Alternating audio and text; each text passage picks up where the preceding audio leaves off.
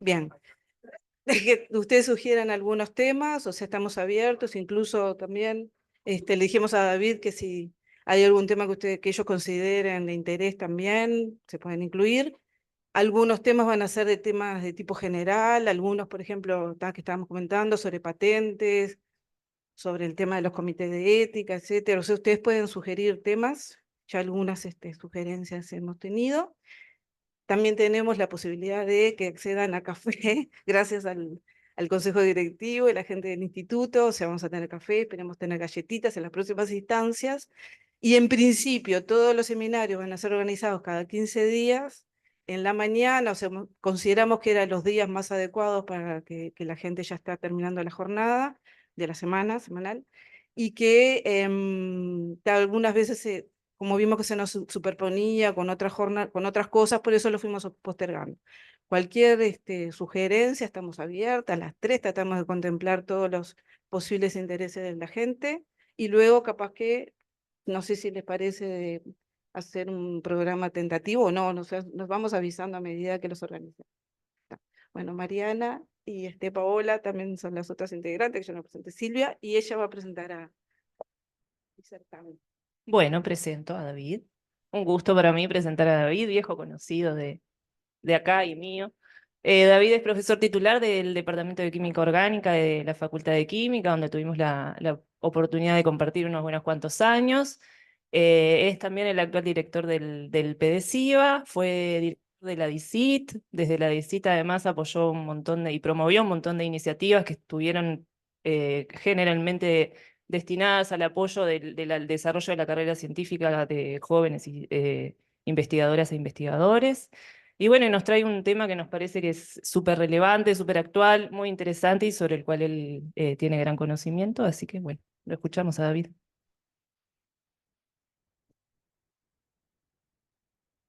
Bueno, muchísimas gracias. Gran conocimiento, sí, está muy excedido, pero no importa. No, quiero agradecerles mucho por la invitación, y especialmente, bueno, a este salón que tiene tanta historia y que a su vez está tan lindo y tan renovado, así que está buenísimo. Bueno, yo voy a tratar de hablar un poco con ustedes, que tengamos un poco una conversación sobre este tema que es mucho más amplio que lo que podemos abarcar en una charla, porque además la palabra evaluación incluso es ambigua, se puede referir a muchas cosas cuando uno dice vamos a evaluar la investigación o vamos a evaluar a los investigadores o vamos a evaluar el sistema, se puede estar refiriendo a muchas cosas, pero por algún lado hay que empezar o tirar cosas. Entonces, les voy a conversar un poco, les voy a mostrar algunos datos interesantes, me parece, y después hacer una propuesta ahí un poco más polémica para que discutamos un poquito al final de repente. Bueno, creo que tengo todos los elementos de funcionamiento para que avancen las slides. El título dice Reimaginando la evaluación de la investigación, muy ambicioso también, y hace referencia, ahí entre comillas, a Publica o Perece, que es una traducción literal del inglés, Publish or Perish, que es una expresión que se acuñó cuando los investigadores empezaron a angustiarse por las evaluaciones. O sea, y han pasado decenas de años desde que existe esa expresión y estamos todos cada vez más angustiados. Bien. Ahora sí. Vamos a ver un poco, tratar de conversar de qué es la evaluación de la investigación científica, por qué se hace, ¿no? Y la importancia que tiene, hablar un poquito del modelo tradicional, que está caricaturizado cuando se dice publicar o perecer. O sea, el modelo tradicional tiene muchas virtudes también. Y bueno, y sobre la necesidad de hacer algunos cambios o modificaciones en el paradigma para que la evaluación sea útil y un poco menos traumática. Me hace caso relativo nomás ahí está. Bien, ya empezamos mal cuando las letras quedan cortadas de otra manera. invariablemente hay que hacer todo en PDF, como dice mi amiga Valeria Shapiro. Bien, la evaluación científica, si la tratamos de mostrar alguna de sus características, virtudes o cosas que la definen, tenemos que decir, por ejemplo, que es un proceso sistemático, es decir, que busca al menos utilizar criterios objetivos, rigurosos, y que trata de analizar la calidad de la investigación, el impacto de la investigación, la relevancia de lo que se investiga, ¿no? Y todas esas cosas son conceptos sobre los que sobre cada uno de ellos se podría hablar y escribir muchísimo. Entonces, a veces tratar de reducirlo a métodos cuantitativos tiene gran dificultad. El análisis debe ser necesariamente multidimensional, o sea, cuando uno dice, vamos a ver qué tan buena es este proyecto de investigación, qué tan bueno es esta investigadora, qué tan bueno es este investigador, qué tan bueno es este instituto o este país, tenemos que mirar un montón de parámetros. Entonces, de entre las cosas que se ven, por ejemplo, es qué tan original es esa investigación, es llevada a cabo con metodologías científicas probadas y válidas, ha producido algún tipo de resultado. ¿Qué es un resultado? ¿Cuándo consideramos que una investigación ha producido un resultado? ¿Cuál es la relevancia teórica? ¿Cómo ha impactado en los modelos aceptados en ese campo del conocimiento? ¿Qué impacto social tiene? O sea, es enorme la multidimensionalidad que se busca y que pocas veces se logra. Bueno, es interesante que sea un mecanismo de retroalimentación. Si nosotros queremos evaluar para crecer, para mejorar, tiene que haber una devolución razonable. O sea, cuando un investigador es evaluado, debería del resultado de esa investigación decir, bueno, esto me indica que debemos ir para este lado, individualmente o como conjunto, ¿no? ¿Qué más? Otra cosa interesante es que la investigación es continua, o sea, perdón, la evaluación es continua, o sea, nosotros todo el tiempo decimos, estamos todo el tiempo siendo evaluados, no se evalúa el PDCIVA, no se evalúa el SNI, no se evalúa la facultad, no se evalúa el ministerio, yo qué sé, N lugares. Pero además de eso, el propio hecho de la evaluación no es un hecho puntual. Todos ustedes, además de ser evaluados, seguramente han participado a veces de la evaluación de otros o de proyectos. Y todo eso, para el organismo que lleva adelante la evaluación, implica un proceso de meses o de un año muchas veces, ¿no? Que se prepara, que se definen los parámetros, que se seleccionan los evaluadores, que se mandan las cosas a evaluar, que no se reciben, que están tarde, que van, que vienen, todo para terminar, a veces, cuando evaluamos proyectos, con un conjunto de proyectos que todos son excelentes y cómo cortamos la torta que de última está determinada por una cantidad de dinero, ¿no? Es un proceso largo. Y por eso mismo también es un desafío complejo, como dice ahí. O sea, la diversidad de las distintas áreas del conocimiento es gigantesca. La diversidad de la situación laboral de los investigadores es muy amplia. Tenemos desde investigadores consolidados que tienen un buen laburo hasta personas que están colgadas del pincel y que sus cargos son renovados con periodicidades brevísimas, ¿no? Hubo épocas en la institución, bueno, en la Facultad de Química, donde yo trabajo también, que teníamos cargos renovados mes a mes. O sea, es una cosa tremenda. Y además, más allá de esos problemas prácticos y asociados a debilidades de nuestro sistema, el conocimiento tiene una diversidad amplísima y basta que nos sentemos a hablar con compañeros investigadores de áreas diferentes de la nuestra, pero dentro de las ciencias naturales, para ver que a veces las perspectivas son bastante diferentes. Algunos de los que están acá integran la comisión directiva del PDCIVA.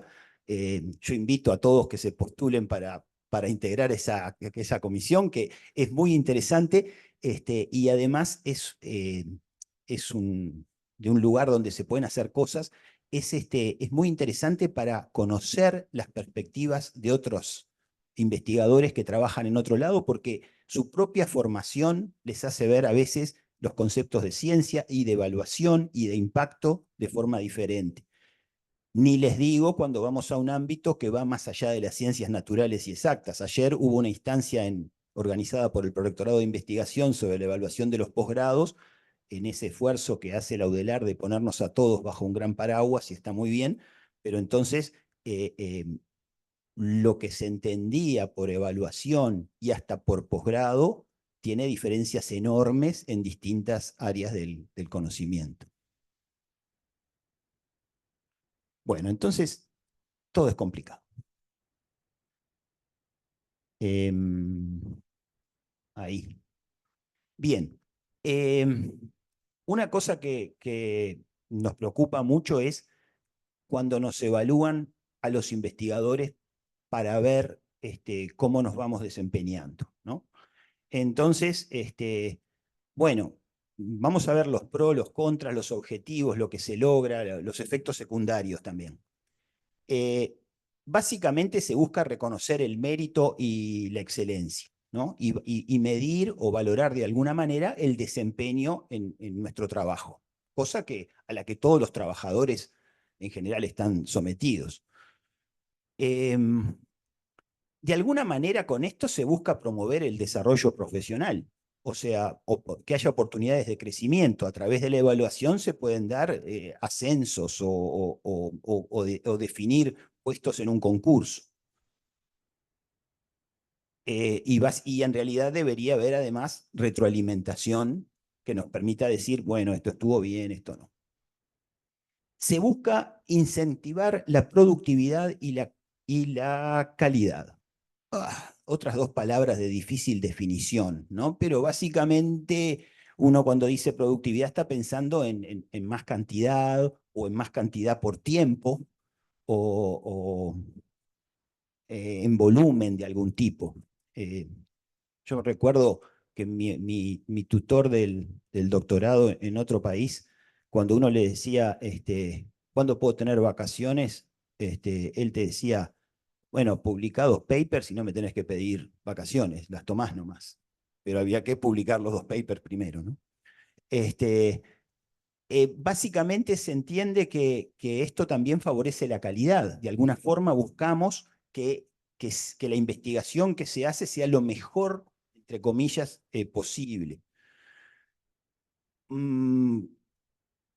Y claramente fomenta que los resultados sean publicados o difundidos en ámbitos de alto impacto, ¿no? Eso es más allá de cómo se define, se busca eso. De alguna manera se cree que esto fortalece la reputación y la credibilidad, ¿no? Cuando uno dice, presentan a un fulano, dicen, sí, más de 150 publicaciones, muy bien, o su trabajo ha sido citado 3000 veces, está como que de alguna manera es bueno. Y eso de alguna manera también se puede trasladar a la comunidad científica, cuando se dice, por ejemplo, el Instituto Clemente Estable es responsable de X% de las publicaciones que se hacen en Uruguay, por ejemplo, una cosa así.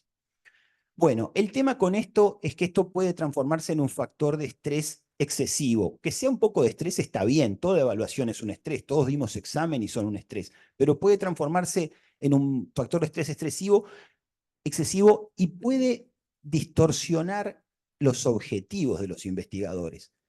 Este trabajo está pronto y más o menos, pero tenemos que meter un paper este año, vamos a sacarlo así como está y entonces cumplimos el check del 24 y después el año que viene vemos si lo podemos mejorar.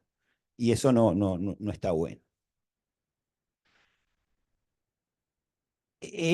Por oposición a la evaluación de los investigadores, podríamos pensar en la evaluación del sistema científico. O sea, a veces hacemos un énfasis muy grande en lo anterior, porque lo anterior es lo que determina la carrera, lo que reparte dinero, pero no hay que olvidarse de evaluar el sistema, y eso es un punto que me parece que en Uruguay estamos un poquito más atrás. Inclusive, haciendo autocrítica, yo diría que en PEDESIVA también estamos más atrás, porque cada vez que las áreas se evalúan, hay un punto que dice la evaluación del área, y eso es el 10% o el 5% de la evaluación. El resto del tiempo es ver si los investigadores son grado 4 o 4 o 5, o tienen que evaluarse en 2 años o no sé qué, y hacemos en eso un enorme esfuerzo eh, de tiempo, de dinero, de enojo, de reuniones, ¿verdad? Y le dedicamos relativamente poco tiempo a esto. Y en realidad la evaluación del sistema valoriza la calidad, mejora la rigurosidad, la validez y la confiabilidad de la investigación científica. Si nosotros podemos decir, bueno, al Instituto Clemente Estable le dijeron pares del exterior que está muy bien, 8 de el 80% de las líneas de investigación que está llevando, pero de repente hay un 20% que podría encarar más para este otro lado o algo así. Es un buen consejo, nos puede gustar o nos pueden gustar menos, pero de alguna manera fortalece a la institución. Hablando con una profesora argentina con la que tengo relación académica, ella me decía que en Argentina, cuando evalúan los programas de posgrado, un organismo externo a las universidades, y una universidad sale relativamente mal evaluada en esa evaluación, valga la redundancia, luego recibe más dinero. O sea, no es que se compite por el dinero y el que sale más evaluado lleva más, sino dicen, a este le faltó, hay que de repente fortalecer el lado de equipos, ¿no? Entonces, hay dimensiones ahí que yo siempre digo, hoy hace un rato nos reíamos con Mariana y decíamos que Argentina a veces está tecnológicamente más avanzado que su sociedad, ¿no? Y hacíamos ese chiste porque a los uruguayos nos encanta decir cosas de los argentinos, pero yo siempre digo que en lo que tiene que ver con su sistema científico y la organización del sistema científico, Argentina es un país admirable, y la crisis que está viviendo el CONICET en estos últimos meses es tristísima, porque es una de las organizaciones más fuertes y mejor organizadas que hay en Latinoamérica, y ha sobrevivido a todos los gobiernos. Vamos a ver si sobrevive a este. Eh, bueno, la evaluación del sistema promueve la mejora continua, ¿tá? Y porque identifica debilidades y fortalezas, ya lo dijimos. Fomenta la transparencia y la rendición de cuentas. Eso está bueno también. Eso es muy importante. Orienta la toma de decisiones, ayuda a asignar recursos, financiar proyectos, establecer prioridades. Lo que hablábamos recién también de que una mala evaluación no necesariamente va a significar perder. Facilita la movilidad y la colaboración porque identifica talentos, establece redes de colaboración, favorece la internacionalización, por decirlo de alguna manera, de las instituciones y de las redes. Bien, entonces volviendo un paso atrás a la evaluación de los investigadores y al modelo tradicional. El modelo tradicional también ha tenido una enorme evolución, o una evolución a lo largo del tiempo, incluso en Uruguay. O sea, como decimos ahora en forma despreciativa a veces, si lo que querés es contar papers, bueno, empezó así, contando papers. No tenemos que ir cientos de años, o sea, con ir decenas de años atrás en el tiempo, a la fundación del PDCIVA, ahí más o menos se discutía, ¿hay que contar papers o no hay que contar papers, ¿no? Después se empezó a ver que, bueno, pero no todos los papers son lo mismo, algunos tienen referato y otros no. Entonces se vio que sin referato no, contamos los con referato. Y se dio un cierto paso adelante. Y después se empezó a decir, bueno, pero no importa tanto cuánto publiques, sino si alguien lo lee, tus cosas. Entonces, ¿cómo sabemos si alguien lo lee? Y bueno, hay que ver si alguien lo cita. Entonces ahí empezamos a mirar las citas. Y todo eso fue evolucionando en el mundo y generando muchas cosas. muchas métricas, métricas que obviamente son cuantitativas, ahora que lo leo es un disparate eso. Se basa en indicadores como el factor de impacto, el índice H o el número de citas. Y eso se usa para muchísimo. Se usa para valorar el trabajo de una persona, para valorar el resultado de una institución, para valorar la calidad de una revista, para valorar la calidad de un artículo. Para muchas cosas se mira eso. Una consecuencia que tiene esto es que fomenta mucho la competitividad y el trabajo individualista. ¿Por qué? Porque como se utiliza como criterio de asignación de recursos, de alguna manera las citas y la publicación se comparte con los demás coautores. Entonces, en realidad, si tengo menos coautores, mejor. Y especialmente si los coautores que tengo son colegas que van a ser de mi mismo país o mi misma institución, que van a ser evaluados junto conmigo, capaz que mejor si no les estoy ayudando a que sean mejores competidores, ¿no? Entonces, esa es una... y eso que quizá alguno pone cara de espanto, a mí me lo dijo en la cara una persona que me dijo yo, eh, si tengo que hacer un rayos X, no lo mando acá, lo mando a otro lado, porque ¿para qué le voy a engordar el currículum al que hace los rayos X? Así, tal cual, de frente y manteca. Entonces, eso es un problema. Hay una enorme presión por publicar, ¿no? Que puede hacer que se sacrifique la calidad por la cantidad, eso claramente es así. Hay limitaciones en el sentido de que hace que se enfatice mucho todo en eso y no se miren otras cosas. Sin duda que la difusión de los resultados de la investigación es importantísima y que ningún trabajo de investigación está completo si no difunde sus resultados. O sea, eh, hasta uno debe decir, ¿para qué lo hiciste entonces? Pero otras tareas asociadas que van junto con la investigación, como la enseñanza, como la divulgación, como el impacto social que eso pueda tener. Y eso no quiere decir necesariamente esa frase de que trabajemos en cosas importantes para el país. El impacto social puede ser muy indirecto, ¿no? Puede ser en la cultura, puede ser en el entusiasmo. Cuando los niños vienen a las jornadas abiertas del instituto y se fascinan con no sé, una arañita que le están mostrando, o no quiero citar a nadie en particular, o cualquier trabajo que hacen y los motiva para mirar al mundo con otros ojos, eso es un impacto social. Y la investigación que lo motiva puede ser algo de aplicación cercana o no, ¿no? O sea, hay que mirar con cuidado. Bueno, otro tema es el tema del sesgo, que es muy importante, que es que puede favorecer a ciertas disciplinas o áreas de investigación. Yo siempre pongo el ejemplo extremo que digo, imagínense ustedes a alguien que trabaja en un tema de física teórica, ¿no?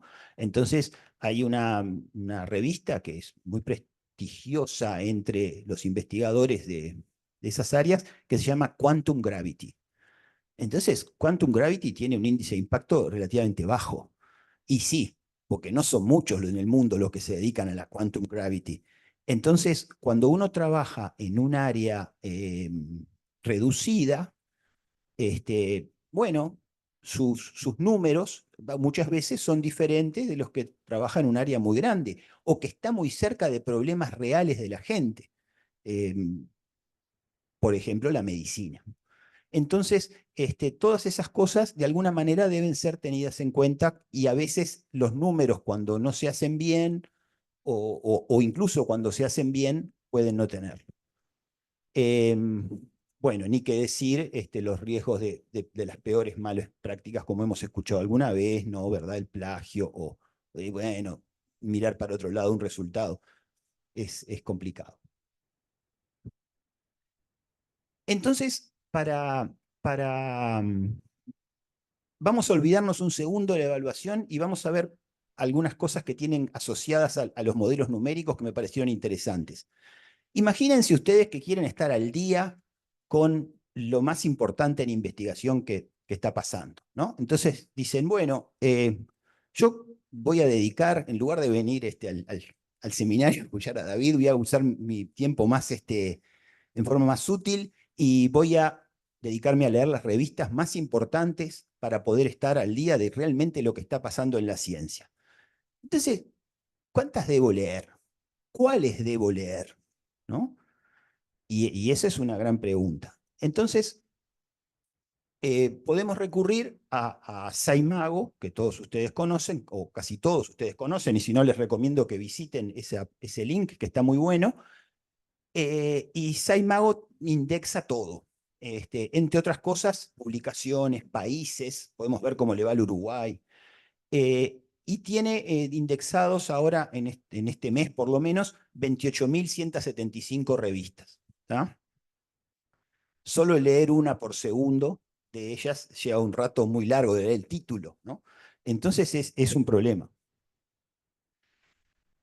Una posibilidad es decir, bueno, voy a ver cuáles son las más citadas y leo las más citadas. Entonces ahí voy a poder estar leyendo la información más objetivamente más relevante porque es la que otro realmente leyó y citó. Entonces, si hacemos una simple gráfica de eso, todos están tratando de leer ahí, de lejos, lo que está ahí. Después lo ponemos más grande. Después lo ponemos más grande. Y las ordenamos en las más citadas y vemos que a las que están más a la izquierda, que son las más citadas, hay una en particular que pasa las 300.000 citas en 3 años. Es fantástico la cantidad de citas que tiene. Y luego eso decae en forma rapidísima, ¿no? Entonces una primer mirada que uno podría hacer es decir, bueno, yo leo acá las de el 10% más citado y ya está de acá, andás a ver, no las debe leer nadie porque por algo están ahí, ¿no? ¿Qué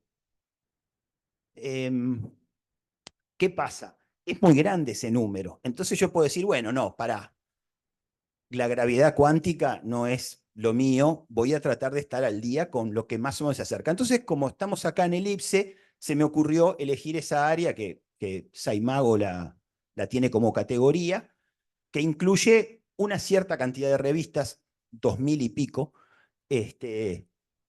Algunas claramente uno dice que es bioquímica, genética y biología molecular, otras no parece que fueran de eso, pero están ahí, entonces las dejamos. Bueno, el problema es que se nos repite la misma gráfica, ¿verdad? Con otros números, ya no vamos a... sí, miren, la primera pasa las 300.000 citas, que es Nature Communications. Pero cuando vamos ahí, vemos otra vez. Entonces, otra vez tenemos que mirar por dónde cortamos. Es un problema. Bueno, lo que podemos hacer para no morir en esa gráfica tan terrible es dividirlas por grupo. Entonces decir, bueno, a ver, ¿cuántas hay que tengan más de 300.000 citas? De todas, volvimos a todas, no estamos solo en el área.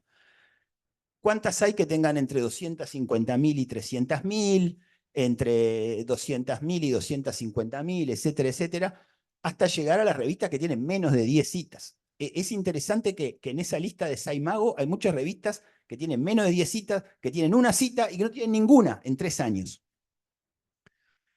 Entonces yo diría, bueno, ¿dónde me pongo el corte? ¿Dónde está lo importante? Entonces digo, bueno, yo qué sé, las mejores 25. Entonces las mejores 25 llego acá, llego más o menos a las que tienen más de 100.000 citas. Son las 25 revistas más citadas. ¿Qué es lo que pasa? Que el 81,6% de las citas fueron en las otras, en las menos citadas, porque está en la cantidad. Entonces, capaz que en realidad lo importante estuvo en el 82% y no en el 18%. Hay algunos unos déficits ahí.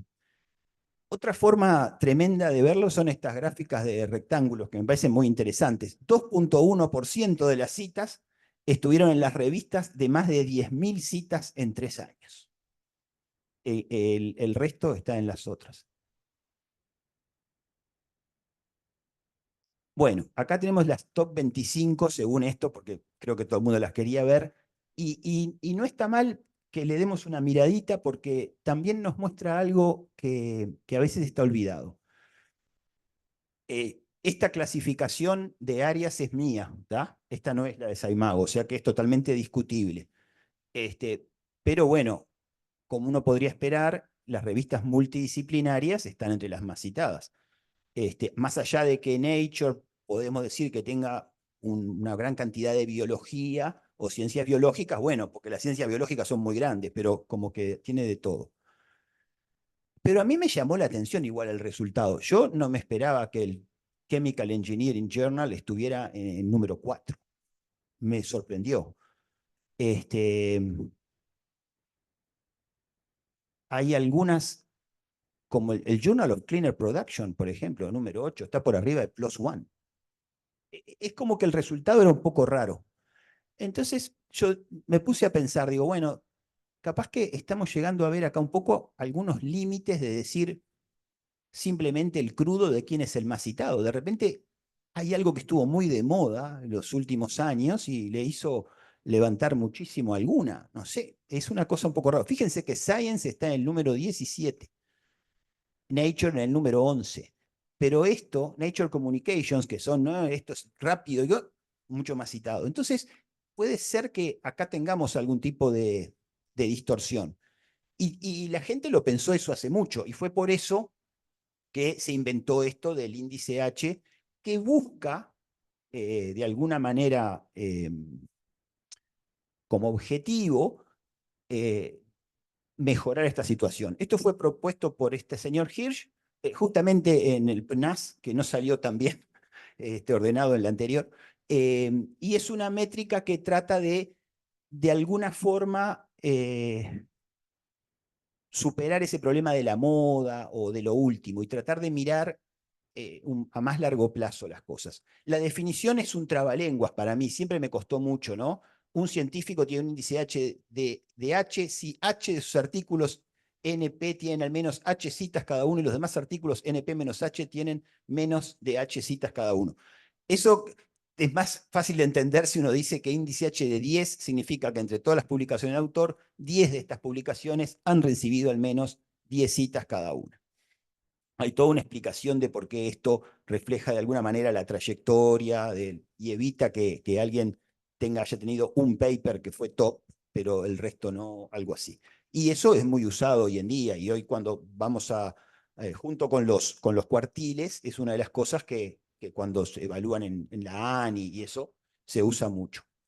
Bueno, es interesante que el índice H no sirve solo para personas, sino que sirve también para la evaluación de instituciones, hasta países, y en particular revistas, ¿no? Entonces, se entiende que una revista con un alto índice H es una revista, bueno, donde al menos H artículos han tenido 6 auditados, bla, bla, bla, bla.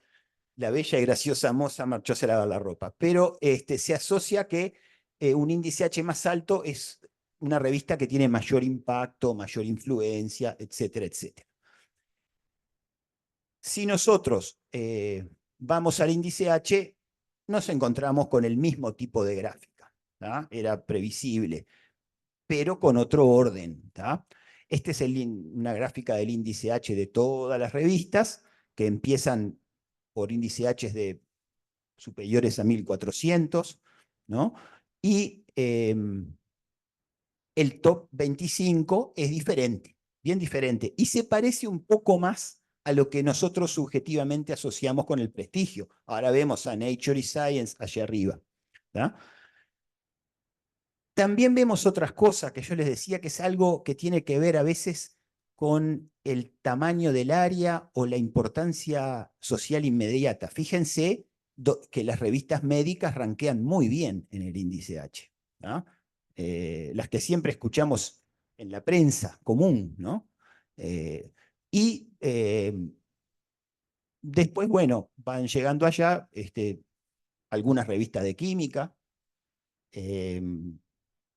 Y fundamentalmente, fíjense que Nano, que ya es una categoría en sí mismo, ¿no? Que es difícil decir cuando alguien publicó allí en Nano, que está, pero nos da, y Nature Communications pasa del lugar 1 al 25. ¿No? Esto podríamos decir que es un poco mejor que lo otro, pero sigue molestando o sesgando a personas que trabajan en un área del conocimiento que es menos generalista, podríamos decir. Si vamos al área de interés para el instituto, obtenemos la gráfica habitual y un top 25 del área que es un poco raro, porque yo nunca hubiera esperado que el JAX estuviera número 2 en esa área. Pero eso es lo que da el índice H y el hecho de que Saimago incluye al JAX entre las revistas de esta categoría. Nos puede ayudar a veces a mirar tendencias, ¿no? O a lo mejor tendencias de quien hace las listas, yo qué sé. Pero bueno, ahí tenemos. Ven que algunas que son consideradas multi, acá están puestas dentro del grupo, ¿no? Nature ya no está, pero Nature Communication sí, raro. ¿No? Pero bueno, siempre es interesante verlo. Bueno, entonces, ¿cuáles son las limitaciones de este modelo y que tenemos que repensar un poquito? Ignora el contexto, no considera diferencias entre disciplinas o países. Esto puede llevar a comparaciones injustas y sesgadas. O sea, Uruguay, vieron que tiene esa propiedad de ser un país muy pequeño, pero con una calidad de vida relativamente buena. Entonces, hace que nosotros a veces seamos comparados con países que tienen sistemas de investigación más poderosos. Pero nosotros, más allá de que nuestros índices de pobreza estén por encima de ciertos valores, nuestros índices de apoyo a la investigación están por otros. Y todas estas cosas inciden allí. Bueno, no tiene en cuenta el tiempo. El tiempo en dos aspectos. Uno es el tiempo que puede tardar una publicación en tener impacto, ¿no? Algo puede no parecer relevante ahora, pero, o puede ser muy básico y no bajado a tierra hoy, pero puede tener un gran impacto dentro de 5, 6 o 10 años. Y tampoco tiene en cuenta el tiempo que gasta el investigador y el instituto en evaluarse y autoevaluarse, ¿no? Lo que también le hace, tiene un costo. El resultado del publicar o perecer generalmente es a muy corto plazo. No valora la colaboración, por lo que hablamos, fomenta la competencia, y los valores numéricos obtenidos pueden ser muy diferentes en función de los parámetros definidos previamente, que es lo que yo quise mostrar con eso que conversamos. O sea, cosas relativamente parecidas, como contar el número de citas y mirar el índice H, dan cosas totalmente distintas.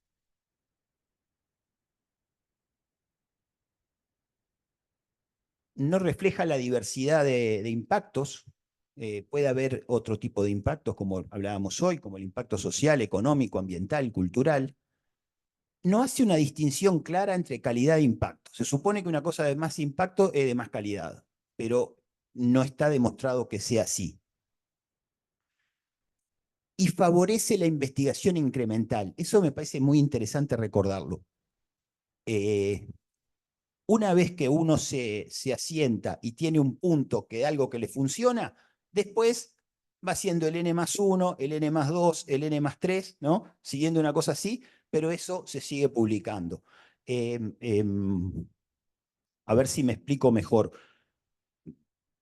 Voy a tratar de no hacer una referencia a mi propia área, pero cuando te transformás optimizás en tu laboratorio y sistematizás una serie de técnicas y de conocimientos, luego aplicarlo a algo ligeramente diferente es más fácil que cuando empezás de cero y te aseguran la publicación en forma más pronta, inmediata. Entonces se favorece ese tipo de investigación incremental en contra de una investigación un poco más disruptiva. Explorar un área nueva te puede salir muy caro porque de repente no camina y tus índices caen.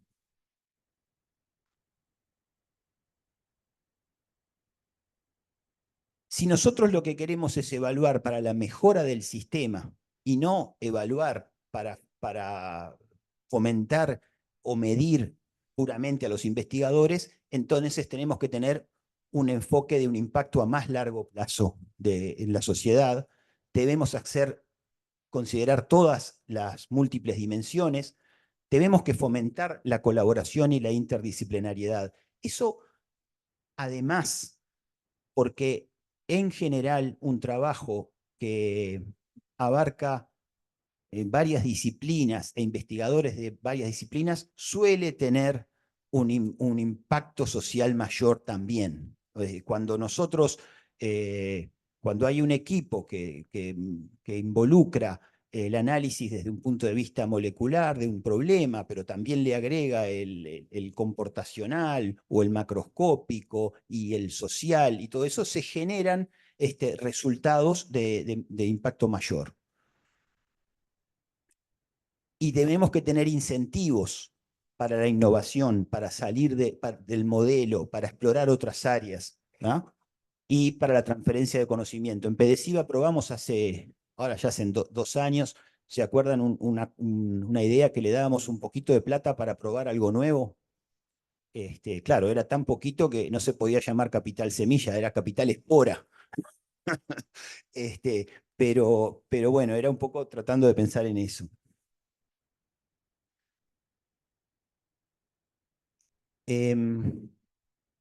Algo me pasó que me quedó casi duplicado esto, perdón. Un sistema mejor evaluado va a tener una mayor transparencia y va a facilitar la rendición de cuentas, ¿verdad? La investigación de frontera, que es la investigación entre medio de las disciplinas, es un espacio interesante de crecimiento, y si no lo fomentamos no se da solo lo otro, se insiste en la misma disciplina. Bueno, entonces, ¿cómo hacemos esto? ¿No? ¿Cómo lo podemos hacer? Bueno, tenemos que tener nuevos indicadores y métricas, ir más allá de las tradicionales, buscar otras cosas que medir. Siempre hay que medir. El profesor Moina, senior, no Guillermo, siempre decía que un científico mide cosas, ¿no? Me acuerdo que él siempre me decía eso. Y tiene razón, hay que medir de alguna manera. No quiere decir necesariamente asignar números fríos, pero hay que medir, hay que evaluar.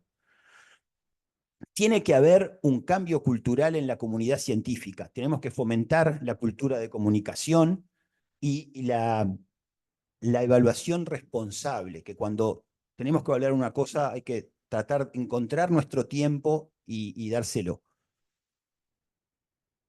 Deben haber incentivos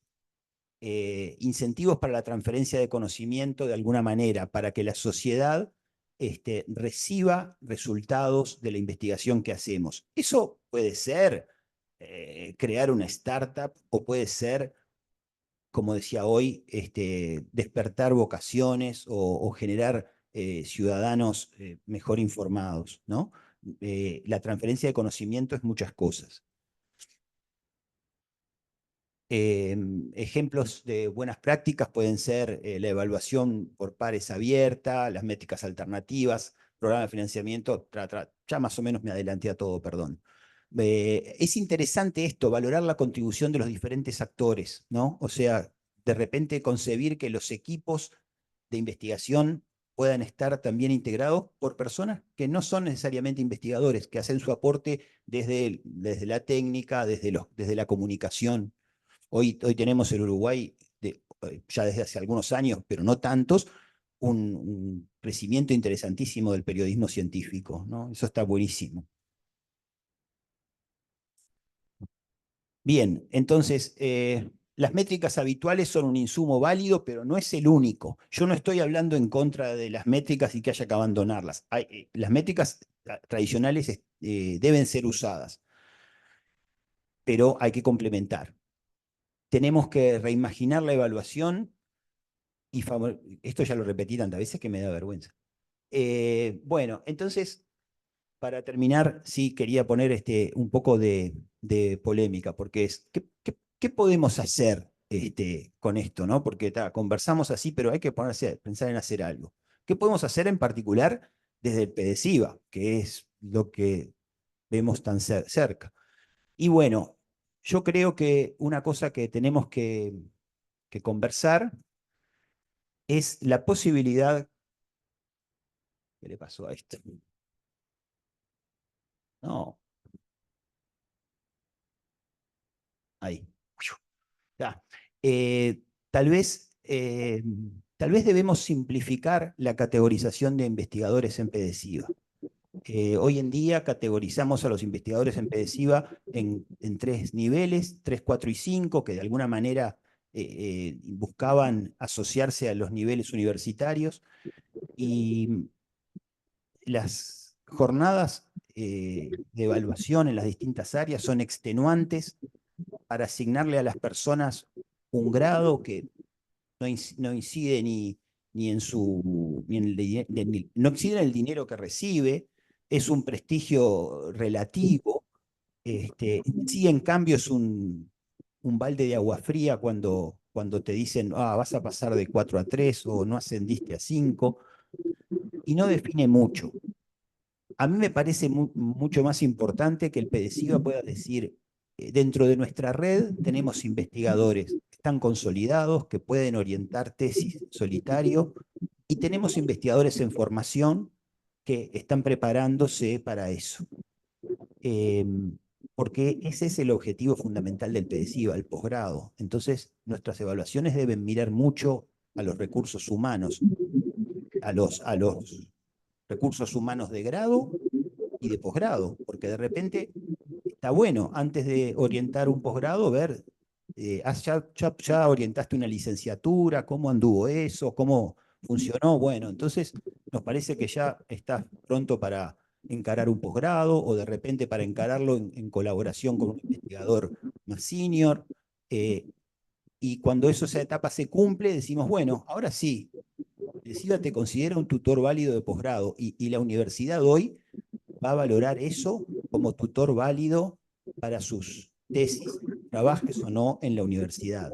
Entonces, eso me parece un rol interesante para la evaluación de investigadores. Y segundo, que hagamos algún ejercicio para evaluar las áreas del PDCIVA como tales. Y me encantaría que un comité extranjero de químicos le dijera a los químicos del PDCIVA, ¿se me acabó el tiempo? Ah, ya, ya. Ayer, cuando estábamos en esto de en la comisión de la evaluación de los programas de posgrado, estaba hablando la prorectora y de repente se siente un ruido muy fuerte en la ventana. Y yo dije, bueno, ya arrancaron a tirar piedras, ¿cómo viene esto? Y era que pasaban con la bordeadora y habían agarrado efectivamente unas piedras que por suerte no rompieron el vidrio. Pero la prorectora se quedó dura porque dijo, ya, se viene brava la cosa. Bueno, estaba diciendo que a mí me encantaría, por ejemplo, que un comité externo de químicos mirara el conjunto de la investigación en química en el PDCIVA y dijera, esto está muy bien, esta otra, acá les falta, por ejemplo, polímeros, porque esa es un área poco desarrollada en Uruguay, esto que están haciendo, fíjense que se está transformando en realidad una cosa de nicho en el mundo, la ciencia hoy no pasa por ahí. Entonces, puede ser duro, pero estaría mirando como al conjunto. Y yo creo que a todas las áreas del PDCIVA les podría venir bien eso. ¿Cómo ha sido su evolución en el tiempo? ¿Ha crecido? ¿Ha crecido explosivamente? Ha crecido, pero ya no está creciendo tanto. Hoy tenemos un problema real que es que está disminuyendo la cantidad de estudiantes interesados en hacer posgrado. Y eso es multicausal, porque no tiene la misma causa en todas distintas áreas del PDCIVA. En alguna de ellas, la causa es que los trabajos potenciales para estudiantes, para profesionales con el grado, son muy buenos y muy abundantes, entonces nadie se interesa por hacer posgrado. En otros casos no pasa eso, pero ocurre que los lugares de trabajo académicos están saturados, entonces cada vez es más difícil acceder a eso, entonces llega un momento que la gente dice, no, me dedico a otra cosa y vivo de otra cosa y esto fue una linda experiencia mientras duró. Entonces, eso también es responsabilidad de mirar las áreas, cómo buscar soluciones, cómo cómo expandir expandir los potenciales lugares de inserción de sus egresados. Y bueno, ¿y cuál es el impacto en la educación, en la salud, en el trabajo, en la cultura, ¿no? Eso me parece interesante de ver. Pero es polémico, porque algunas personas dirían, ah, bueno, sí, a mí me bombearon en el SNI, pero por lo menos mantengo mi grado en el PDCIVA. ¿Y yo contesto yo? ¿Es realmente tan importante? ¿Es algo así como una revancha? No me parece que amerite los problemas que se generan a veces en las evaluaciones, ¿no? Ahora estábamos analizando en el caso de un área una segunda o tercera recusación de un investigador porque no había sido promovido, no porque había sido cambiado para abajo o excluido, sino porque no había sido promovido. Bueno, no nos queda mucho más. A mí me encanta esta frase siempre para terminar las charlas, porque me parece que es muy real y que no tenemos que olvidarnos de eso, que es fantástica el universo, ¿no? Porque que podemos hacer esto. Y lo otro que le quería decir era que todas las imágenes son originales y creadas mediante inteligencia artificial, no son robadas de la internet, ¿tá? Es un hobby que tengo. Y les pongo estas porque me parece que pueden ser de interés para gente de acá, pues tenemos esta también. ¿Tá? Ajá, sí, dale, bueno, muchas gracias.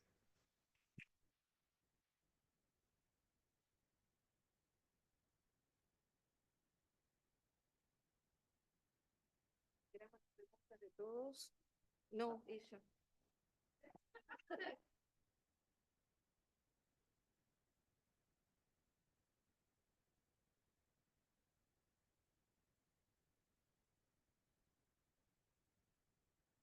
Gracias, David, por la presentación y por la capacidad de análisis de todo este tema que es bastante complejo y bastante controversial también.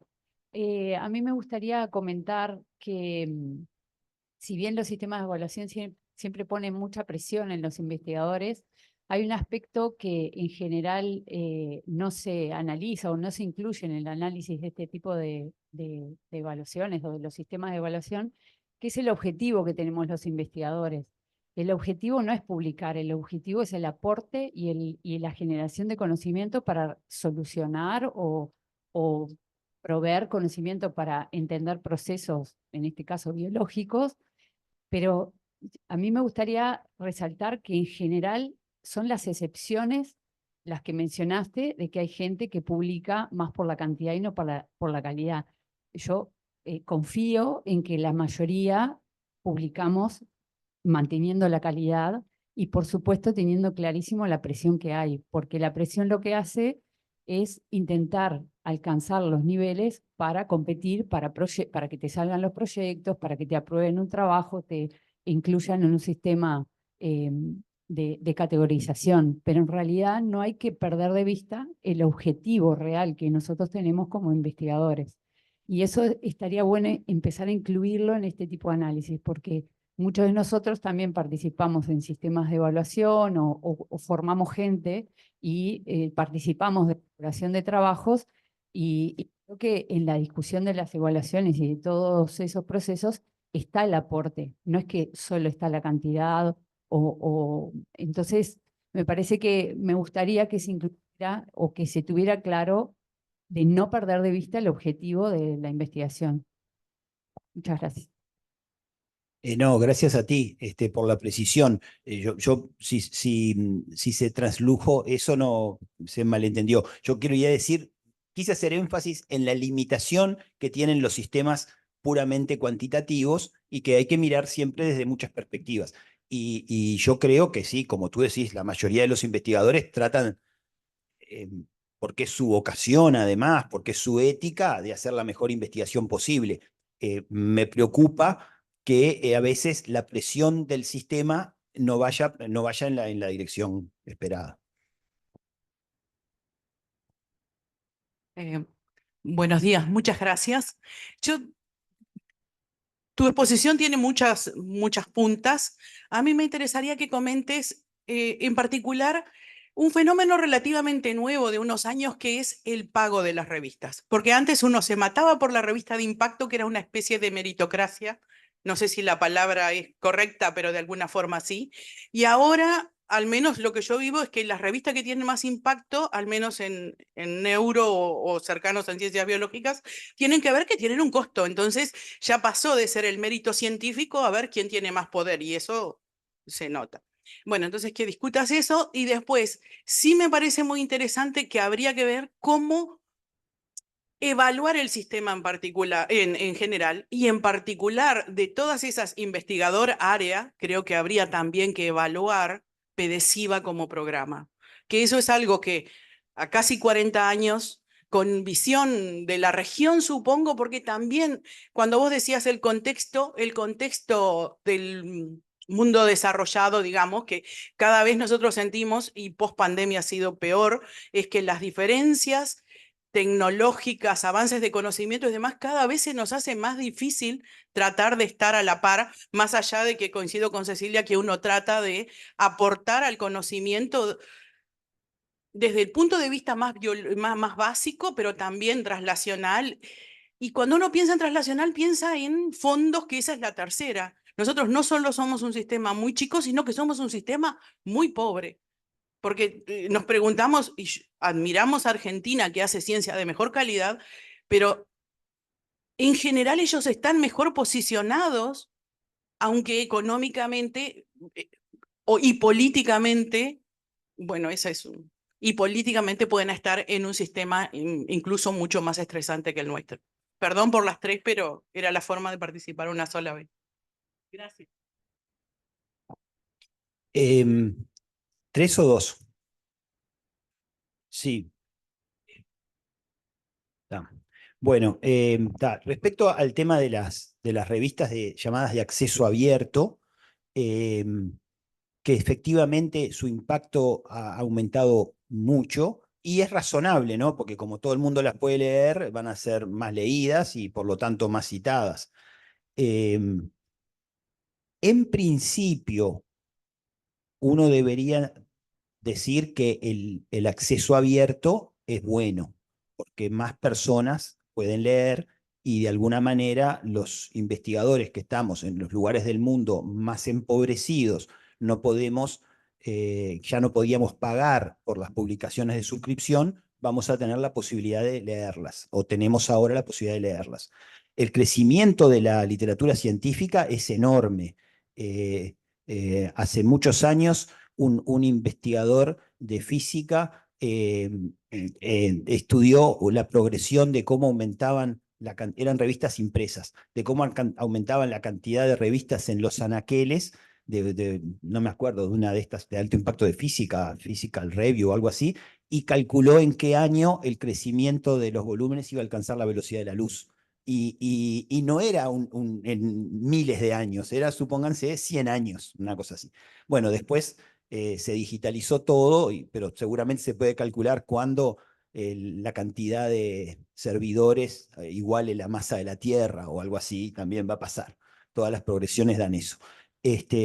Entonces, el acceso abierto permite que podamos leer revistas en un mundo donde la literatura aumenta tan rápido. Por otro lado, en los países más ricos, los fondos que se le dan a los investigadores para poder pagar los costos de publicación están claramente incluidos en los proyectos o hay acceso a través de otra vía. En el caso de los países como el nuestro, esos costos de publicación son muy significativos para nuestros presupuestos y además muchas veces no están incluidos en el proyecto que nos financiaron o no tenemos proyecto. En PDCIVA permanentemente los vemos como investigadores hacen uso del dinero de su alícuota o cooperativamente con nosotros coautores, porque no alcanza con el dinero que tienen de alícuota, pagan los costos de publicación. No tengo números, a pesar de que los he pedido, pero no lo he podido conseguir todavía, de qué porcentaje de presupuesto se destina a eso, pero está empezando a ser significativo.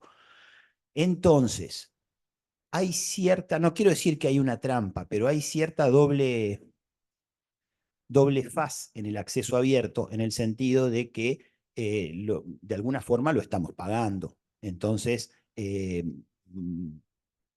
no estaría bien tampoco que quienes tenemos menos dinero paguemos el acceso abierto de quienes tienen más dinero, ¿no? Entonces, ahí hay cosas para mejorar, pero no, yo creo que la ola va hacia el acceso abierto y que las revistas de suscripción van a estar cada vez más en crisis. Ya, por ejemplo, en el pasado existían revistas de suscripción no solo en los países centrales, sino en los países periféricos, y prácticamente ya no existen. En Latinoamérica, revistas de cierto prestigio que van quedando, hay alguna en Brasil, alguna en Chile, pero las demás no pueden porque además los investigadores mismos las boicoteamos, porque si tenemos un trabajo lo suficientemente bueno y riguroso, no la voy a mandar a la revista esta, lo mando a una internacional porque además tiene más impacto, porque además me van a evaluar, bla, bla, bla, bla. Entonces, es muy difícil. Si el país nuestro podría discutir de repente en el futuro si Timbó debe destinar menos recursos a pagar suscripciones del CBIR y ese dinero ir a un fondo para pagar costos de publicación. Bueno, son opciones que hay que hacer, pero es una discusión que está pendiente.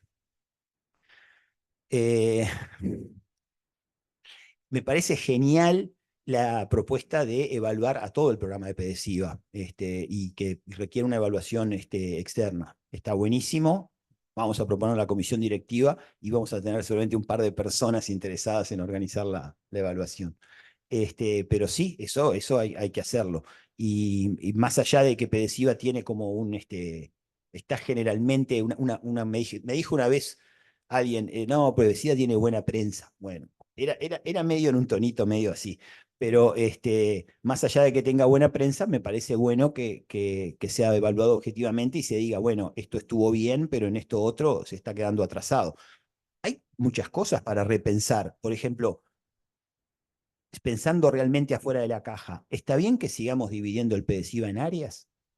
De repente no tiene sentido seguir dividiendo en esas áreas que se definieron hace 40 años. Capaz que tendría más sentido que PDCIVA esté, porque alguna división tendrá geográficamente o temáticamente. Yo voy a pasar un poco, como puede seguir siendo interesante. Ah, pero, y no me acuerdo qué otro. Bueno, David, muchísimas gracias. Me encantó esta charla porque estamos en un tema álgido con las evaluaciones. O sea, la EUDELAR todo el año estuvo haciendo talleres respecto a esto y creo que hay que profundizar mucho en estos temas y de las dificultades que hay. Pero dentro de las dificultades que nombraste, que me parecen importantes, es la superposición de los sistemas de evaluaciones y de repente los criterios para cada cosa. Una de las cosas que yo entendí en los talleres que estaban enfatizando la dificultad de poder contraponer la calidad de la investigación contra la cantidad de la investigación. Y que lo más importante era tratar de evaluar la calidad y que a veces eso en los tiempos de repente de las diferentes disciplinas era muy diverso. Entonces la dificultad de homogeneizar los sistemas de evaluación. Y que inclusive que en el hemisferio norte ni siquiera estaban hasta cuestionando los índices H, no los índices bibliométricos, porque no daban el contenido de eso. Y recuerdo un ejemplo que nos puso Judith Schultz, por ejemplo, de uno de los artículos de astronomía de un famoso astrónomo de este país, que fue un impacto enorme en el conocimiento y estuvo 8 años sin cita bibliográfica. Entonces digo, como que tenemos que tener en cuenta muchos factores para no generar cosas, evaluar mal, no queremos evaluar bien. Y además otras cosas que también se están teniendo en cuenta son las trayectorias individuales, o sea, cosas que de repente antes no se tomaban en cuenta y hoy sí estamos tratando de tomarlas en cuenta, como por ejemplo si evaluás a una mujer en época de criar hijos, ¿no? Que se va a ver afectada su producción o el contexto o diferentes eventos que hayan podido aparecer en la trayectoria de tu vida y que hoy se están tomando muy en cuenta y que se está pasando hasta cambiar la forma de los currículos que tienen que ser, se precisa que sean más relatados que, que con las cuestiones cuantitativas, ¿no? Para entender las trayectorias. Así que me parece que este es un tema bueno, que lo vamos a tener que seguir profundizando y que me encanta que lo pongas en el tapete y nada, y que bueno, veremos qué hacemos con la evaluación de PADESIVA y de otros sistemas que también están controvertidos en esto. Bueno, era más que nada un comentario, pero gracias. No, muchas gracias. Yo quería decir que lo que dije al comienzo de la charla y era que este tema era amplísimo y me iba a referir a un aspecto. Yo intencionadamente no mencioné ningún tema de género ni de equidad de ningún tipo, de edad, geográfica, que hay, todos son temas que son importantes, pero me pareció que en el tiempo que teníamos estaba bueno reflexionar sobre las herramientas en forma lo más aséptica posible.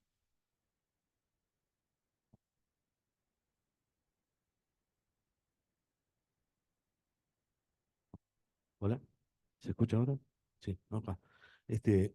Sí, como bien mencionaban, muchas puntas tiene todo lo que nombraste. En primera instancia, muchas gracias. Esta es una conversación que se debería haber dado al menos 20 años atrás. Estamos bastante tarde, ¿verdad? 20 años atrás, por lo menos, tendría que haber empezado, antes de que empezara la... Como tiene muchas puntas, yo me voy a concentrar en tres, porque si no nos...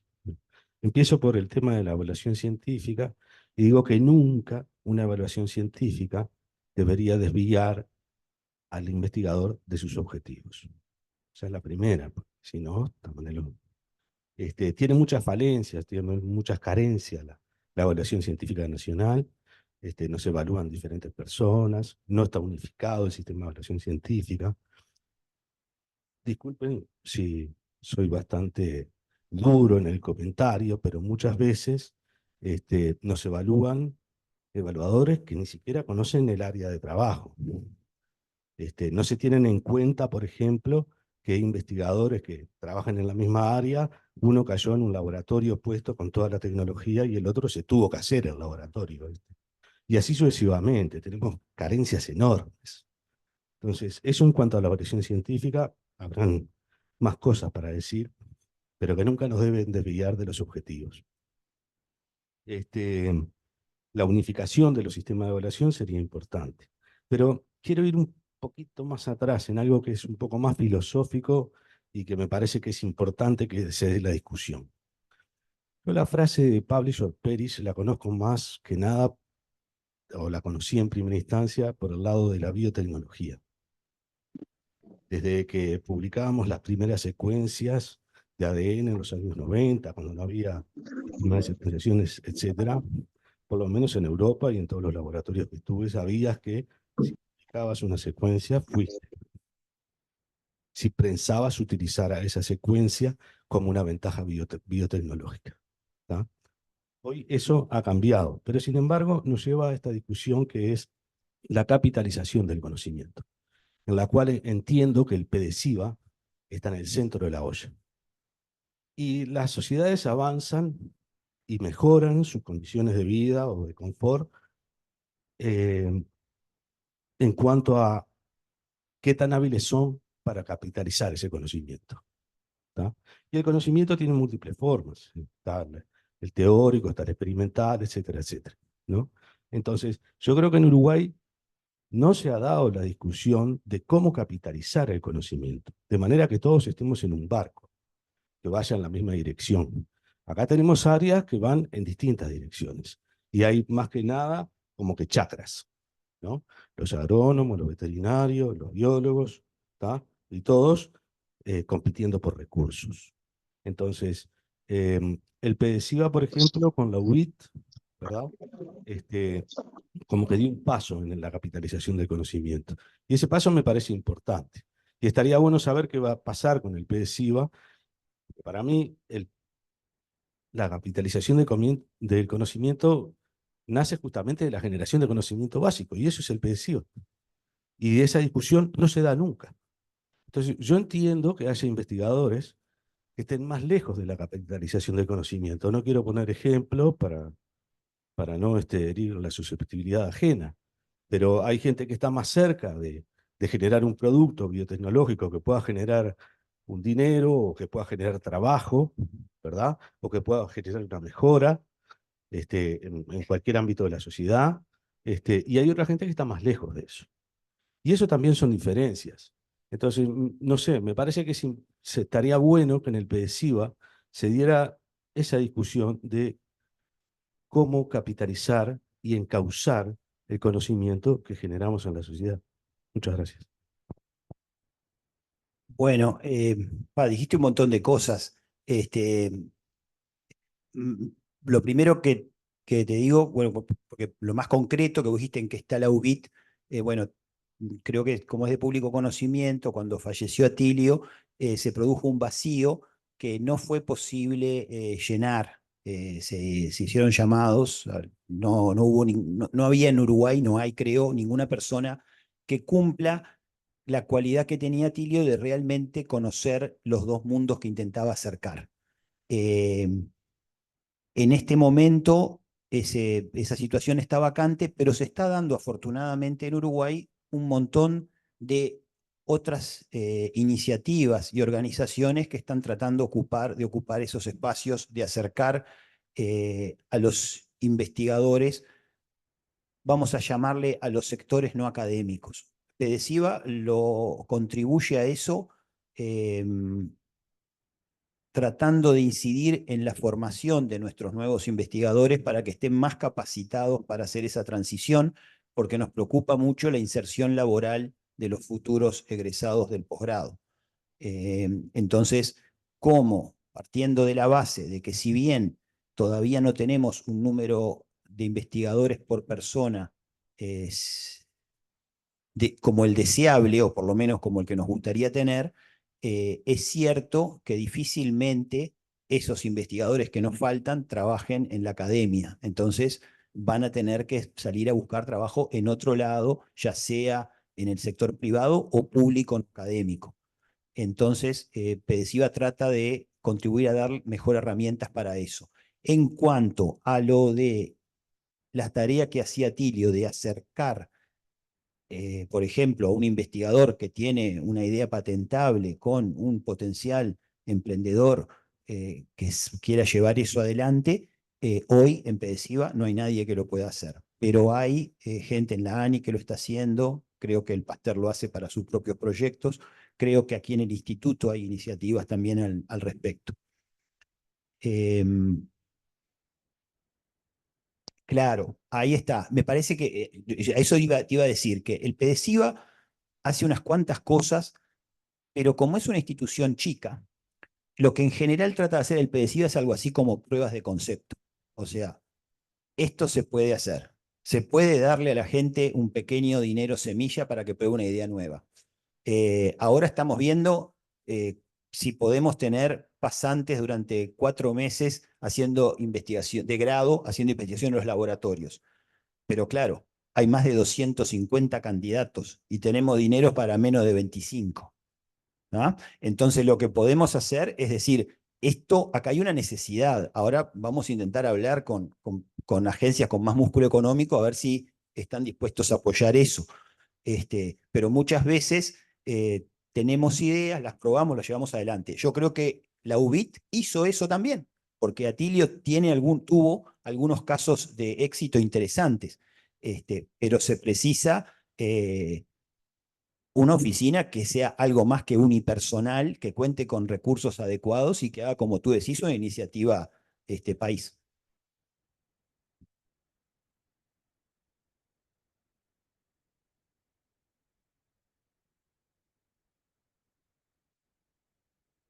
Que debe ser una iniciativa país y que hay otros países que ya hace años, décadas, tienen oficinas donde cuando hay una idea interesante, se pregunta a esa oficina, pero eso también implica política científica y tecnológica.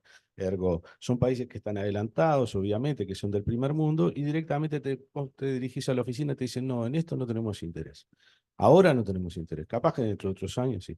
Entonces, digo, por lo menos eso encausa, o sea, lleva a un cauce común la investigación que se desarrolla en un país. Una sociedad que pone dinero para la investigación debería ser capaz, de alguna manera, además de todas las otras que tiene la ciencia, de influir en el desarrollo de la sociedad, etcétera, etcétera, digo, debería tener la capacidad de poder recoger eso y de recoger esas iniciativas. Y a los investigadores incluso, porque no todo el mundo tiene por qué tener interés en desarrollar ideas que sean aplicables, digo, eso es libre de cada investigador, deberíamos recibir también una formación que nos ayude a eso.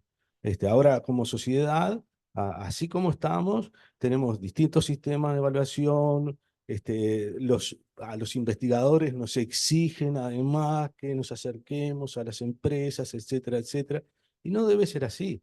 Debe ser otra gente que se dedica a eso.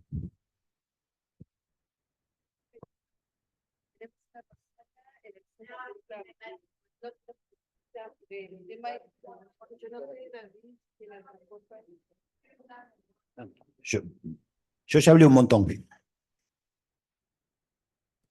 De interacciones con ellos, de notas que solicitan, de pedidos de informes. Víctor está con la mano levantada hace horas, ¿no? Nadie le da bola. Entonces, todo para discutir.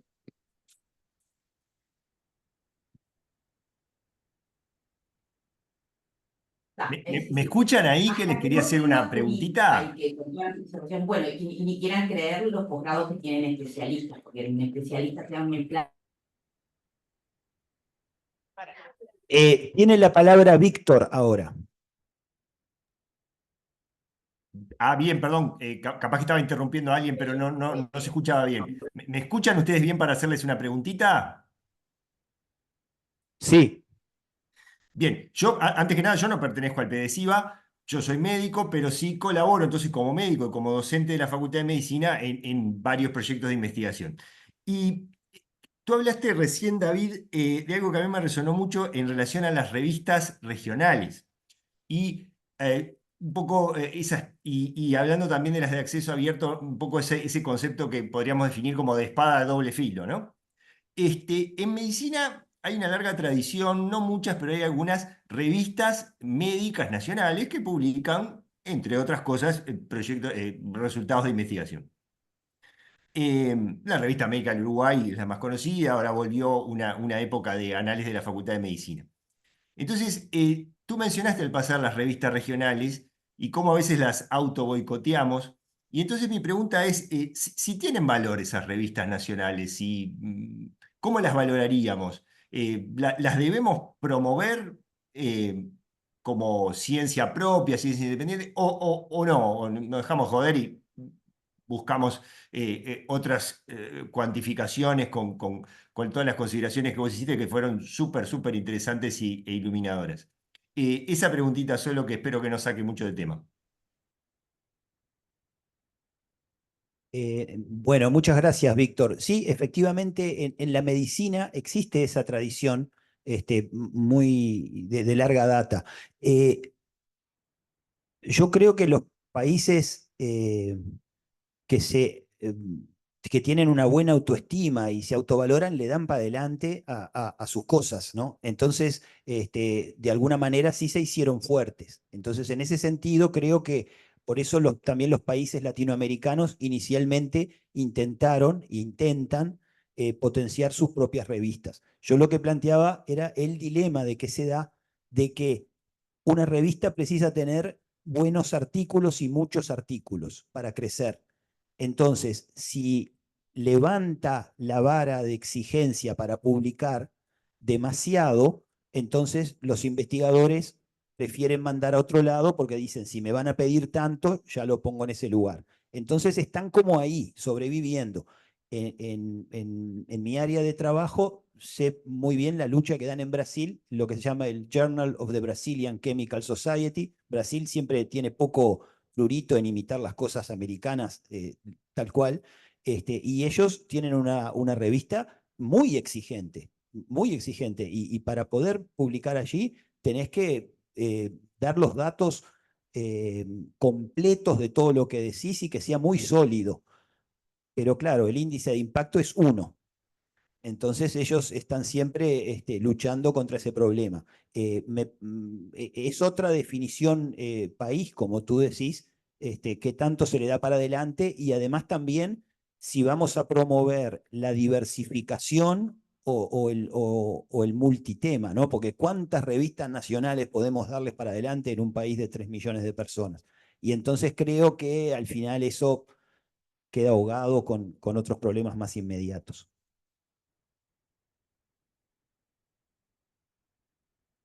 No sé si más o menos te aporté algo, no es para decir, para darle para atrás a los que hacen el esfuerzo, todo lo contrario. Trato de decir lo que he visto desde No, sí, un poco mirando al es claro, sistema. te agradezco. Y es una discusión, probablemente una subdiscusión, digamos, para más largo. Muchas gracias. A ti.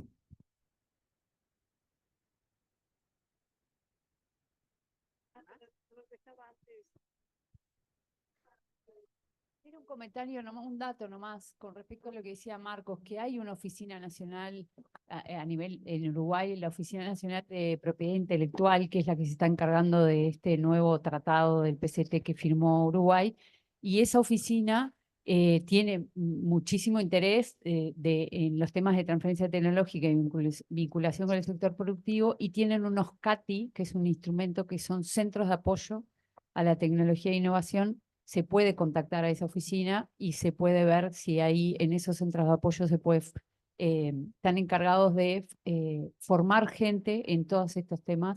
Eso es un dato, David, que te puedo dar, si querés, para contactar al director de esa oficina, que creo que vos estabas presente en esa reunión que hubo hace poco.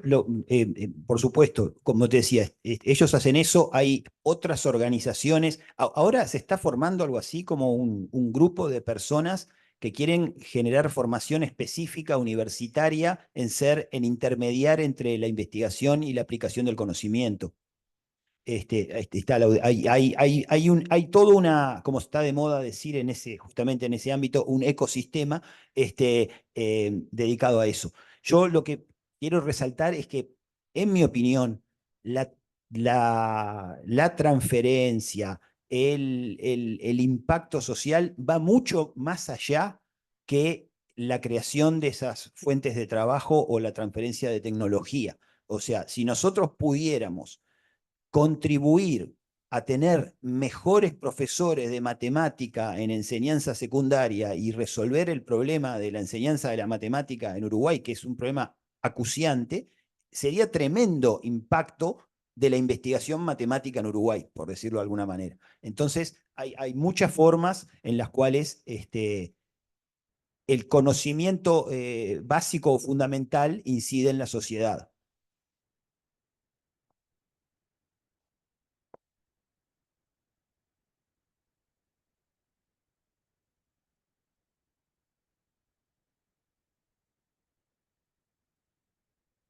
Bueno.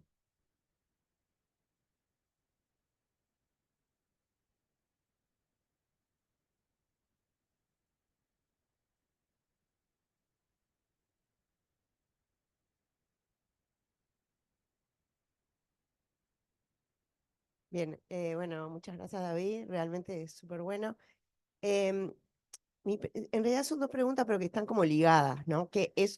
Una es cómo, ¿qué podemos hacer para favorecer la investigación colaborativa? Y yo en eso tuve pila de discusión en varias comisiones que me tocó integrar de evaluación, ¿no? De cuánto eso, si hay un paper con muchos autores, se valora menos, si las tutorías, si los tutores están solos, se evalúan más que si están en cotutoría.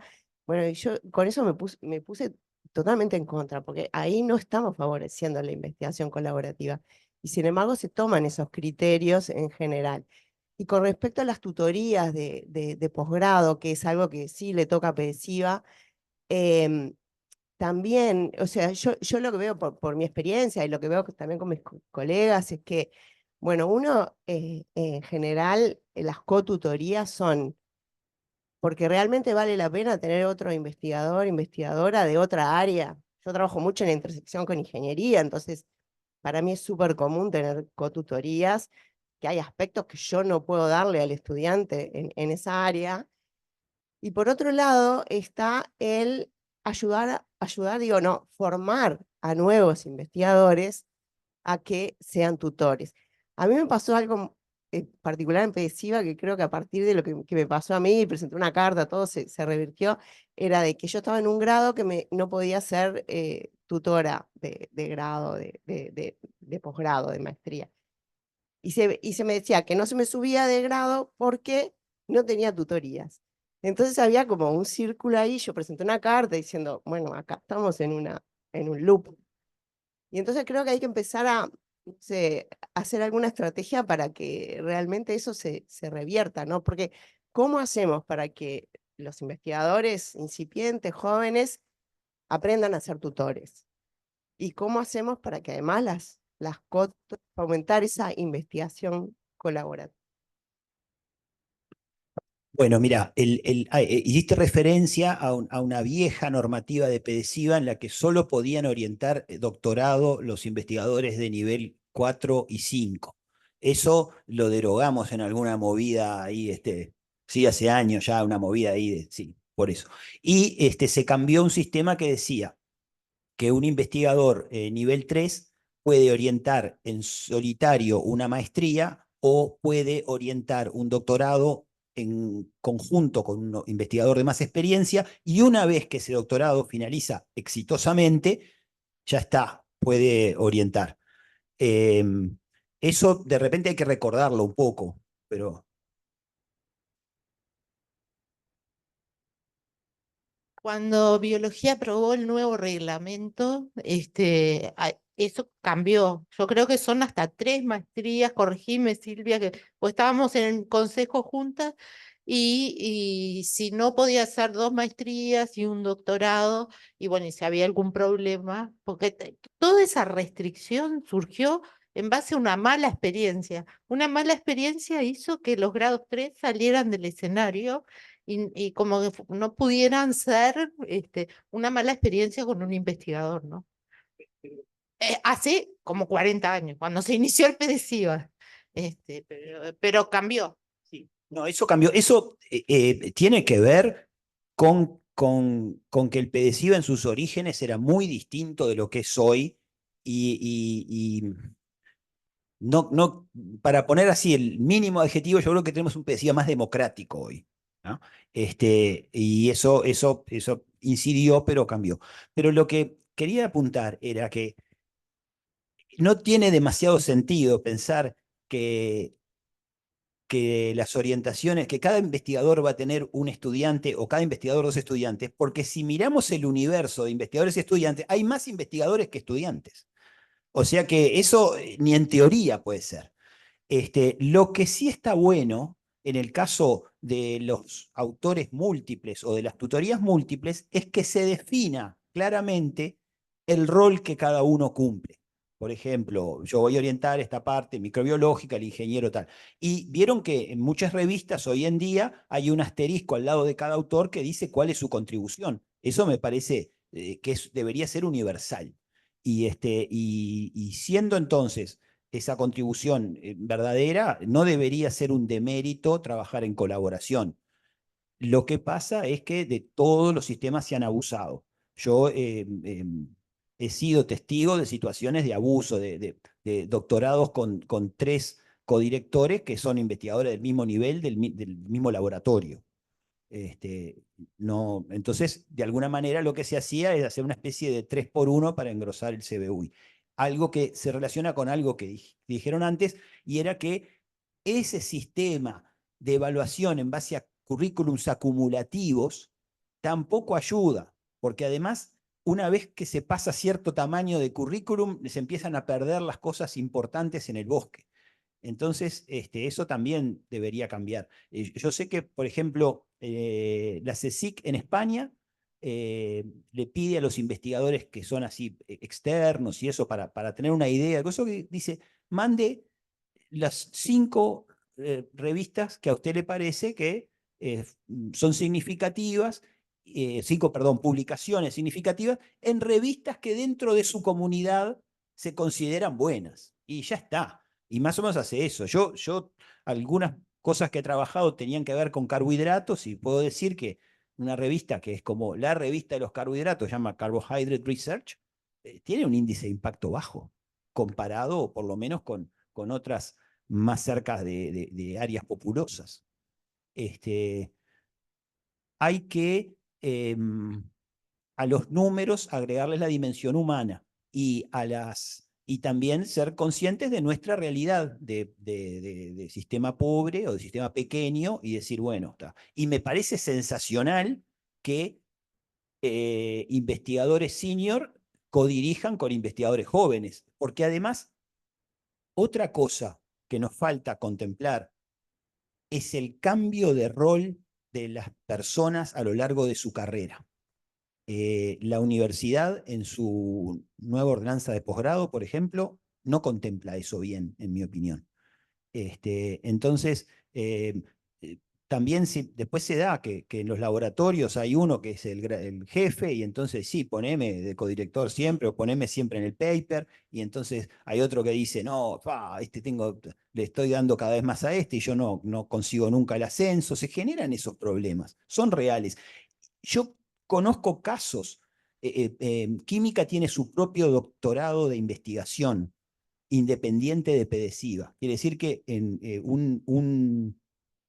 un investigador de PDCIVA Química, que es docente de química, si quiere, pone a su estudiante en PDCIVA, y si no quiere, no, y hace la misma tesis. Pero a veces, cuando pasaba que PDCIVA no los dejaba orientar solos porque no tenían el nivel 4 en PDCIVA, hubo casos de gente que decía, bueno, no lo pongo en PDCIVA y listo, porque para la facultad soy grado 3 y puedo. Entonces, ¿quién se perjudicó ahí? El estudiante. Y se perjudicó porque ese investigador decía, ah, sí, claro, lo que tengo que hacer es poner a esta otra persona que es mi jefe y que va a ligar una tesis cuando todo el trabajo lo hice yo. Esas situaciones son reales y el sistema las fomenta. Perdón, creo que está Ofelia por acá. No, me confundí. Daniel Panal. Yo sí. Voy a cambiar un poco de tema, ¿no? Porque algo que se mencionó, pero como al pasar, me parece que hay que atenderlo, que es grave, ¿no? Es decir, cuando se creó la Facultad de Ciencias, tuvimos fondos para comprar equipos. Y estábamos en la punta con los equipos, ¿no? Bueno, nunca más tuvimos fondos para equipos. Y los equipos van quedando viejos, y al final, para publicar en cierto nivel, uno tiene que tener amigos en el exterior, ¿no? En Alemania, en Francia, Estados Unidos, España, yo qué sé, ¿no? Y claro, eso no está bien, ¿no? Es decir, eso hay que resolverlo de otra manera, no pidiendo favores, ¿no? Ahora, claro, se requiere mucho dinero. Está difícil que este gobierno nos apoye en esa dirección, debo decirlo, pero creo que si no hacemos énfasis para que eso finalmente se resuelva, vamos a estar mal siempre.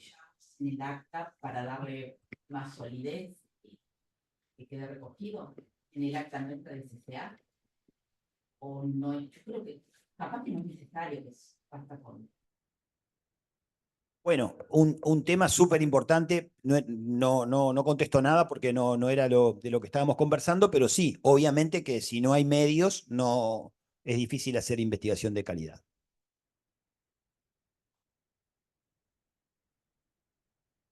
Bueno, muchas gracias por la presentación. Tenía 3 cosas, pero me voy a enfocar en una que me dio la impresión que la mencionaste, pero un poco lateralmente, y es el impacto que tiene la financiación en la producción científica. Porque he leído algunas publicaciones que mencionan, y para mí es importantísimo, porque no es solamente en cuanto a la cantidad o qué sé yo, sino en cuanto a lo que tal vez hace a la esencia, que es la creación de conocimiento y la originalidad, la creatividad. Entonces, se han mencionado en algunas publicaciones que justamente el tipo de financiación está presionando de alguna manera a que se propongan proyectos de cosas que de repente ya están hasta los datos creados, o por lo menos que es como que es muy seguro que eso ya va a ser, ¿no? Y eso es contraproducente para la investigación arriesgada, de creación de conocimiento, bueno, de romper las fronteras, de tener ideas. Entonces, bueno, me gustaba un poco que si puedes comentar algo de eso. Y lo otro que me quedé pensando, ignoro porque no lo he estudiado mucho, es si en las evaluaciones, en los sistemas estos, los índices, que hay varios, hay alguno que de alguna manera considere, que haga como normalizaciones, ¿no? ¿Y a qué me refiero con normalizar? Con, por ejemplo, considerar, como tú decías, alguien que está en el área de física, de repente te leen 3 y entonces tus factores van a ser bajísimos. Pero entonces, en ese sentido, ¿hay alguno de estos índices que, por ejemplo, considere esa relatividad de las cosas? O sea, el normalizarlo por lo que es el máximo que se puede publicar en una determinada área, que es la que tú estás. O, por ejemplo, otra cosa que fueron mencionando también es em, que si de alguna manera se puede analizar o hay algún factor que analice la evolución o sea, contrastándote no contra otros, sino, por ejemplo, contra ti mismo, ¿no? O sea, no pregunto más. Em, sí, viste que lo que hablamos es que este tipo de sistemas estimulan la investigación incremental, llama yo. O sea, tenés un modelo que funciona, lo probás en un caso nuevo. O sea, una nueva especie de avispa o una cosa así, pero ya más o menos o sea que eso sin duda es así y eso te asegura resultados más pronto y por lo tanto más chance de que te aprueben el siguiente proyecto. Respecto a proyectos que proponen cosas que ya están medio hechas, y sí, sí. O uno trata de tener algún dato previo de que las cosas van a funcionar. Y eso va en contra de proponer algo más rupturista porque no hay fondos específicos para decir pruebe algo nuevo. También es cierto que en algún momento fuimos como extremo para otro lado, en el sentido de que casi que había que decirle a la agencia financiadora, yo voy a curar el cáncer, preciso $30.000 y un estudiante de doctorado. O sea, sí, sí, y obviamente en realidad lo que iba a ver es la interacción entre un fármaco y una enzima y entender un poco mejor un problema biológico. No, no, pero en el afán por demostrar la importancia, se hacía un juego ahí que no estaba bueno. Y de lo otro que dijiste, bueno, los cuartiles más o menos tratan de mirar eso, porque cada revista está integrada dentro, entonces la compara con otras de la misma área, más o menos trata de hacer eso. Pero no debemos olvidar que una revista sea de alto impacto no asegura el impacto de ese artículo. Y también lo contrario, puede haber un artículo que le levantó bárbaro a una revista porque, o sea, tampoco hay que hacer tan claro eso. Y la evolución de un investigador, así con números y esas cosas, se puede mirar en Scopus, tú puedes hacerlo para ti misma, es laborioso, tenés que buscar tu número de Scopus y te van a ir viendo cuántas veces te citaron por año y esas cosas. No sé si los comités del SNI evalúan eso, pero podría ser el, también es interesante porque también se puede ver cuánto tiempo después de publicado un artículo empezó a ser citado, algo que se mencionaba un ejemplo hace un rato de que puede demorar años.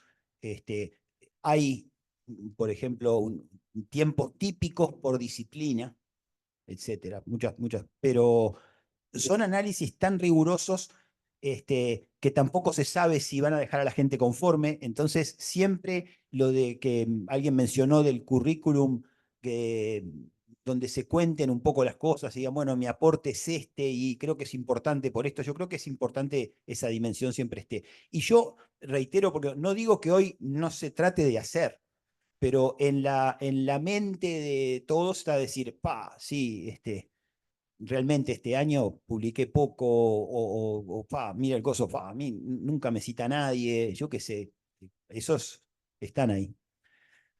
Bueno, creo que no quedaba más nadie para hablar. Yo agradezco nuevamente a todos por todo el largo tiempo que dedicaron y por la invitación.